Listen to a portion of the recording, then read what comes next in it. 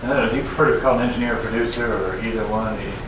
It's the same thing. It ends up being the same thing. Well, why don't we start there? Why is an engineer or producer the same thing? Did you click on?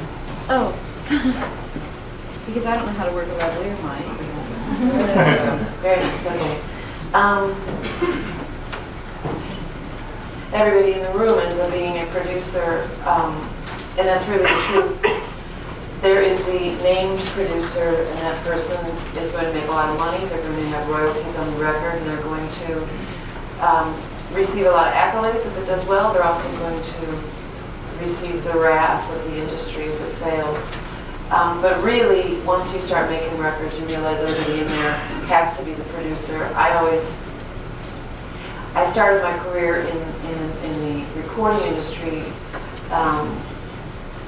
exposed to some very powerful producers, some very wealthy and successful producers, and saw all the good things they did and also the bad things. But one thing that I noticed regularly was that what they didn't allow was the artist to produce themselves. And I always felt like a little humbled that I had ever had success, so that I thought, well, the last thing I would ever want to do is make an artist feel as though I knew some secret in there, or I had some knowledge that they would not be allowed to have for themselves. And so I felt very sure that given any authority in the room, I would make the artist feel part of the production. Then I started to realize that the artist really was the producer too, and that I had information that they needed, and I had organizational skills that would be handy for them, and I understood things that they needn't cloud their minds with about budgets, about dealing with the administrators at labels, about scheduling and booking studios. So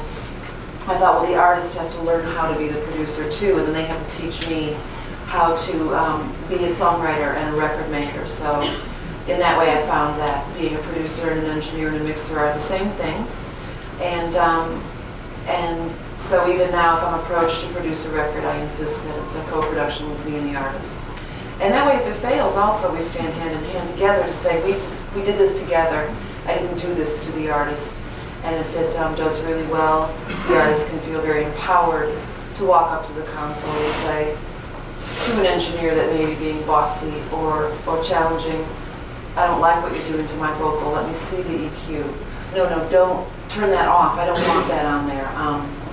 I got to record Neil Young once, which was a thrill.